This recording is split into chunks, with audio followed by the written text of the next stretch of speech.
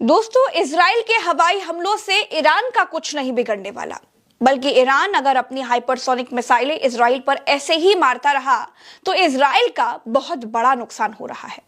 ऐसा इसलिए क्योंकि इजराइल की ज्यादातर आबादी जो है वो उसके 4-5 बड़े शहरों में रहती है, जबकि ईरान का फैलाव इजराइल के मुकाबले कई गुना अधिक है और इजराइल के पास इतने संसाधन नहीं है कि वो ईरान के सभी शहरों तक पहुंच पाए। दोस्तों, एक तरफ इजराइल ईरान में घुसकर उसके न्यूक्लियर ठिकानों, सैन्य अड्डों पर हमला कर रहा है और ईरान अपनी कम क्षमता वाली मिसाइलों को ही इजराइल की ओर भेज रहा है। ईरान के लिए बहुत आसान है कि वो भी इजराइल के परमाणु ठिकानों पर हमला कर दे। ये कोई रहस्य नहीं है कि इजराइल के डिमोना न्यूक्लियर प्लांट में ही पर्याप्त मात्रा में न्यूक्लियर मटेरियल मौजूद है, जिसका इस्तेमाल परमाणु हथियार बनाने में हो सकता है। लेकिन ईरान अभी ऐसा कर नहीं रहा है। ईरान ने इजराइल की कमर तोड़कर रख दी है। दोस्तों, इजराइल के हर रोज युद्ध में 6,000 करोड़ रुपए खर्च हो रहे हैं, हर रोज। इजरायली वित्त मंत्री ने युद्ध से पहले ये अंदाजा लगाया था कि इस बार 2025 में उनकी जीडीपी का ग्रोथ रेट लगभग 4.5% रहेगा, लेकिन वो घट करके 3.5% पर रह गया है। ईरान के सामने इजराइल एकदम चुन्नू सा देश है, छोटा सा। उसके गिने चुने तेल अवीव और हाइफा जैसे बड़े शहर हैं। ईरान के लिए इजराइल को गाजा में बदलना आसान है।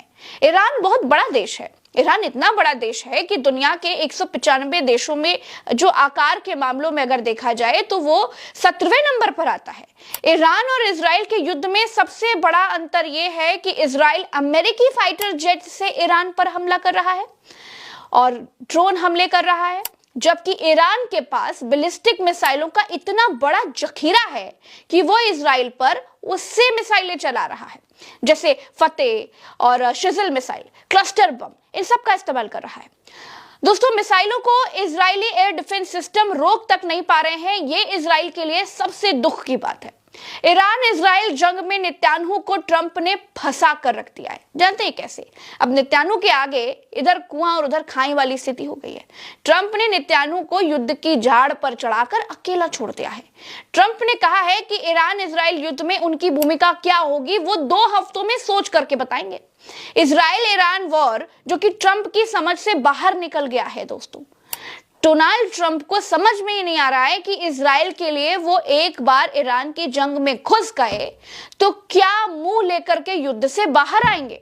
इजराइल तो ईरान पर हमला कभी भी रोक सकता है, लेकिन अमेरिका के सामने मजबूरी यह है कि वो बिना ईरान के परमाणु कार्यक्रम और वहां के नेतृत्व को खत्म किए युद्ध को खत्म नहीं कर पाएगा, जिस कारण वो युद्ध में उतरेगा।